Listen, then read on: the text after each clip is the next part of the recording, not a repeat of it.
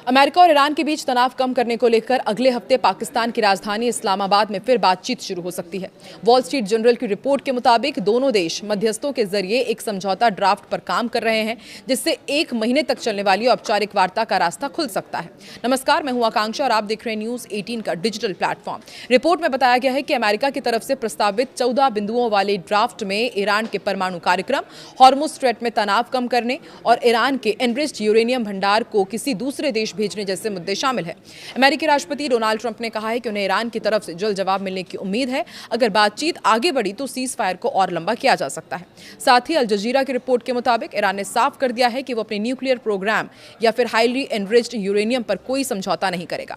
पाकिस्तान की मध्यस्थता में ईरान और अमेरिका के बीच 11-12 अप्रैल को इस्लामाबाद में पहले दौर की बातचीत हुई थी। 21 घंटे तक ये वार्ता चली थी, लेकिन पूरी तरह से नाकाम हुई थी। दूसरे दौर की बातचीत के लिए ईरान के विदेश मंत्री अब्बास अराक्ची 24 अप्रैल को इस्लामाबाद तो पहुंच गए थे, लेकिन राष्ट्रपति डोनाल्ड ट्रंप ने अपने दूत स्टीव विटकॉफ और दामाद जेरेड कुशनर का पाकिस्तान दौरा रद्द कर दिया था।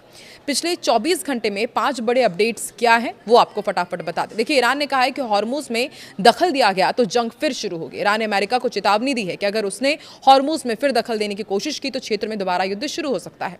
वहीं अमेरिका का यह दावा है कि 70 से ज्यादा जहाजों को उसने रोका है। सेंटकॉम ने कहा है कि उसने 70 से ज्यादा जहाजों को ईरानी बंदरगाहों तक पहुंचाने या फिर वहां से निकलने से रोक दिया है। अमेरिका के मुताबिक इन जहाज़ों में 13 अरब डॉलर से ज़्यादा कीमत का तेल ले जाने की क्षमता थी। यूएई पर मिसाइल और ड्रोन हमलों का दावा भी किया गया है। यूएई ने कहा है कि ईरान ने 2 बैलिस्टिक मिसाइल और 3 ड्रोन दागे हैं, और जिन्हें एयर डिफेंस सिस्टम ने हवा में ही नष्ट कर दिया, और हमले में 3 लोगों के घायल होने की जानकारी दी गई है। वहीं जो चौथा बड़ा अपडेट है वो ये कि ईरान अमेरिका के बीच 30 दिन के समझौते पर चर्चा हो रही है। रिपोर्ट्स के मुताबिक दोनों देश 30 दिन तक संघर्ष रोकने और हॉर्मुज को व्यापारिक जहाज़ों के लिए खोलने के प्रस्ताव पर बातचीत कर रहे हैं। परमाणु कार्यक्रम और एनरिच्ड यूरेनियम अभी सबसे बड़ा विवाद बना हुआ है। हॉर्मुज संकट से तेल और सोने की कीमतों में उछाल देखा जा रहा है। हॉर्मुज में तनाव बढ़ने के बाद ब्रेंट क्रूड $103 प्रति बैरल तक जा पहुंचा है।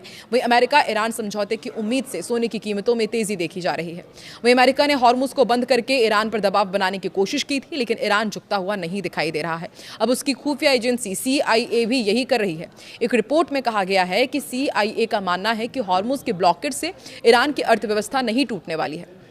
4 महीने तक वो अब भी टिक सकता है। तो ऐसे में ये बड़ा सवाल कि क्या इस वॉर में ईरान वाकई अमेरिका पर भारी पड़ा है, ये भी आपको समझाते। देखिए, अमेरिका और ईरान के बीच जंग खत्म करने की कोशिश चल रही है, लेकिन कोई खास रिजल्ट अभी सामने नहीं आए।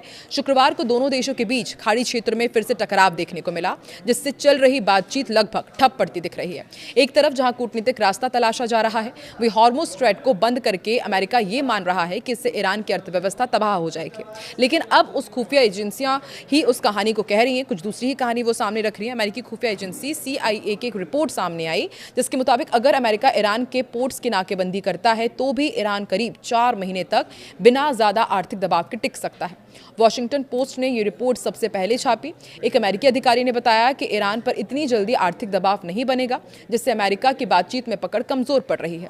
वहीं एक अन्य खुफिया अधिकारी का मानना है कि नाकेबंदी का लगातार असर हो रहा है। राष्ट्रपति डोनाल्ड ट्रंप ने शुक्रवार को कहा कि उन्हें तेहरान में आज रात मैसेज मिलने की उम्मीद है। हालांकि ट्रंप की उम्मीदों पर ईरान खरा नहीं उतरा और अभी तक कोई जवाब मिला नहीं है। दोनों देशों के बीच परमाणु बातचीत की रफ्तार को लेकर सवाल बने हुए हैं। जब उनसे पूछा गया कि क्या तेहरान जानबूझकर प्रक्रिया को धीमा कर रहा है, तो उन्होंने कहा कि हमें जल्द ही पता चल जाएगा। राष्ट्रपति ने संकेत दिए हैं कि अगर बातचीत में रुकावट आती है तो वॉशिंगटन अपना रुख और सख्त कर सकता है। उन्होंने कहा कि अगर सब कुछ ठीक नहीं हुआ तो हम दूसरा रास्ता अपनाएंगे। अगर चीजें नहीं हुई तो हम प्रोजेक्ट फ्रीडम पर वापस जा सकते हैं, लेकिन ये प्रोजेक्ट फ्रीडम प्लस होगा। मतलब प्रोजेक्ट फ्रीडम प्लस में दूसरी चीजें भी होंगी। वहीं इससे पहले शुक्रवार को अमेरिकी बलों ने हॉर्मुज जलडमरू मध्य में ईरानी बलों के साथ गोलीबारी के बाद ईरान के 2 तेल टैंकर्स पर हमला किया, उन्हें निष्क्रिय कर दिया। इस बीच संयुक्त अरब अमीरात ने ईरान की ओर से एक और मिसाइल और ड्रोन हमला किए जाने की भी सूचना मिली है। शुक्रवार को हुए हमलों के कारण अमेरिका और ईरान के बीच के नाजुक युद्ध विराम को लेकर संदेह और गहरा गया। अमेरिका युद्ध समाप्त करने, जलडमरू मध्य को फिर से खोलने और तेहरान के विवादित परमाणु कार्यक्रम को सीमित करने के जुड़े समझौते के अपने ताजा प्रस्ताव पर ईरान की प्रतिक्रिया का इंतजार कर रहा है। आपको क्या लगता है, ईरान की तरफ से क्या प्रतिक्रिया सामने आएगी? क्या जो कहा जा रहा है कि इस्लामाबाद में अब तीसरे दौर की बातचीत हो सकती है और उसके बाद ईरान और अमेरिका के बीच क्या ऑल इज वेल जल्द होने वाला है? आपको क्या लगता है? कमेंट सेक्शन पर जरूर बताएं।